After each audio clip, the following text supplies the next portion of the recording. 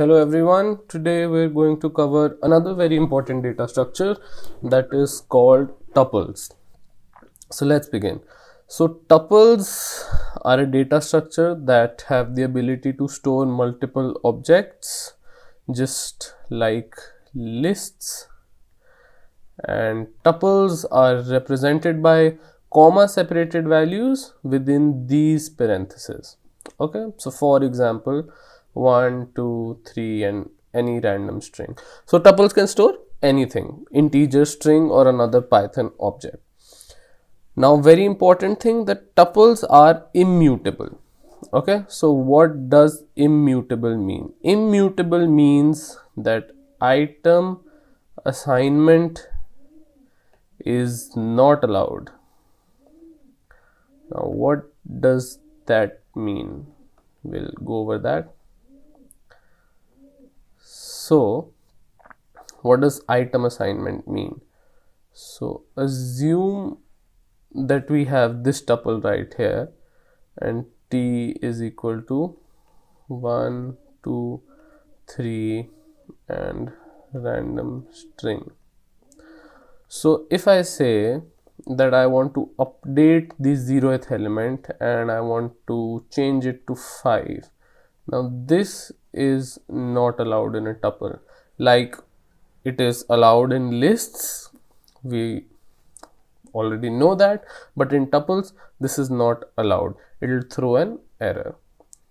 So what we mean is, basically once we declare a tuple, we cannot change the data that is in the tuple. Okay, so now the question arises, if we cannot change the data, then why should we use tuples and why not use lists instead? So we'll go over that the question is, why tuples? Okay, so imagine you're dealing with a data set in which the data is constant. So you have constant data. So if you have constant data, then instead of using lists, we should use tuples. Why? Because tuples are faster than lists. Okay, so if your data set is constant and you don't want anything to change, then why we should use something that is slower? Okay, so we should use tuples where the data is constant. Up next, write protected code. So as we just discussed previously, that tuples are immutable. That means you cannot change the data that is present in it. So anything, if you want to declare something in which the data that has been defined cannot be changed, you will use a tuple, right? So data is constant in a tuple. Then if you want to return multiple values from a function, what does that mean? How does that function? We'll look at it practically. Okay, so let's see in Python how does a tuple function. So let me define a tuple. You can define a tuple in multiple ways. One is, as we just discussed, parentheses like this. Another is using the tuple keyword. So 1 comma 2 comma 3 comma a string, and you print t, and then you print type of t. Oh, okay, sorry.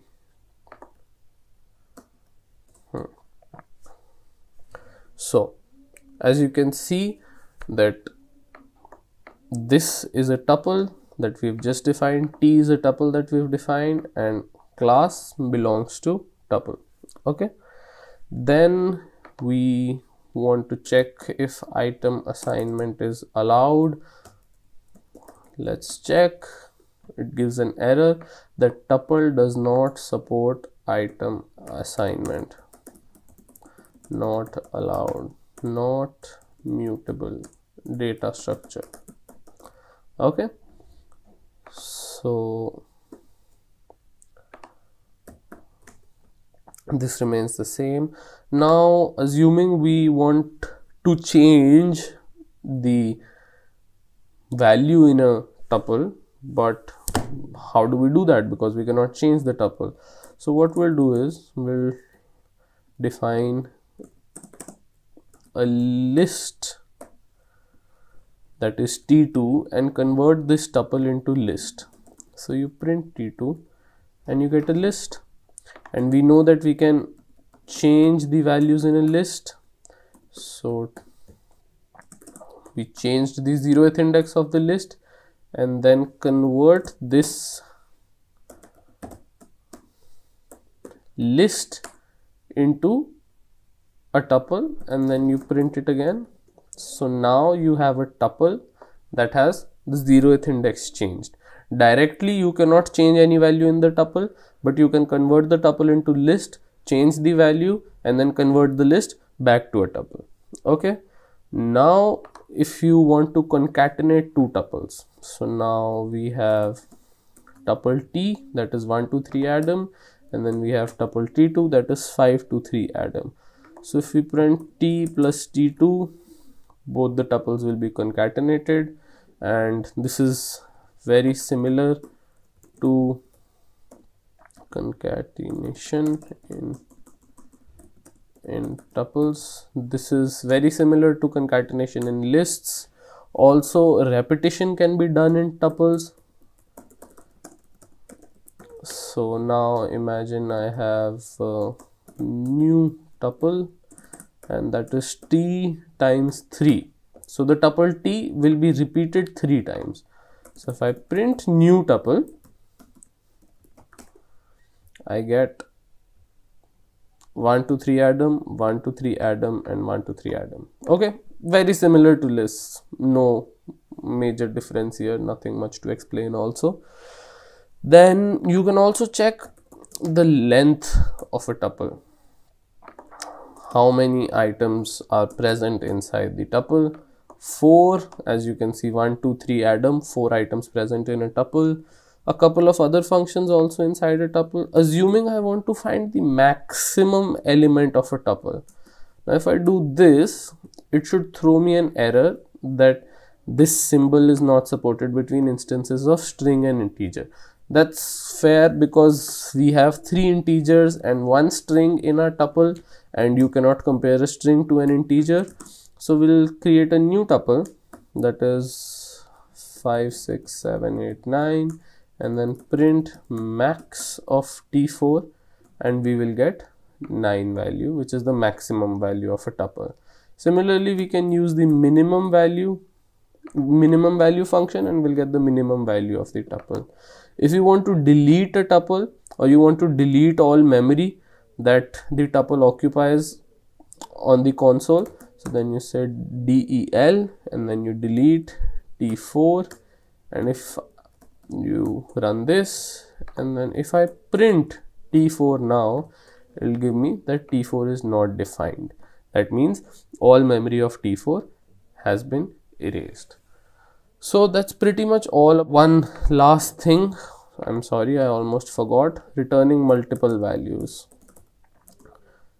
So if I define a function square and cube taking an integer x, so it should return x square and x cube.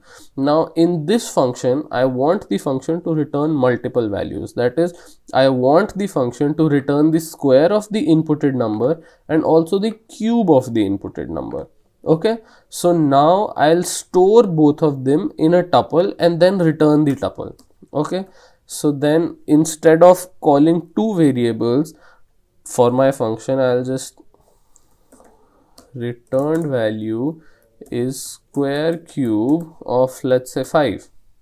So I then returned value would be a tuple, and if I want to access the square, I will access the 0th index. If I want to access the cube, I will access the first index. Okay, similarly in this tuple I can add as many values as I want to whilst returning, and I just have to return the function to a particular variable.